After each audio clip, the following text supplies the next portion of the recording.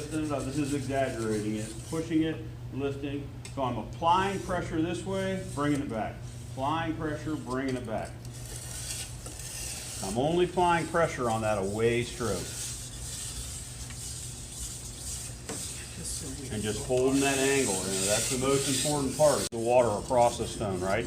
When I lift it up a little bit, and it's pushing the water off the stone. So I'm hearing it, it's changing sounds as it goes from a coarseness to a fineness. It's getting quieter. I'm watching the water come off the stone also. If it already has sharpness, then you can refine. But if it's completely dull, then you'll start with a coarse, medium, then refine.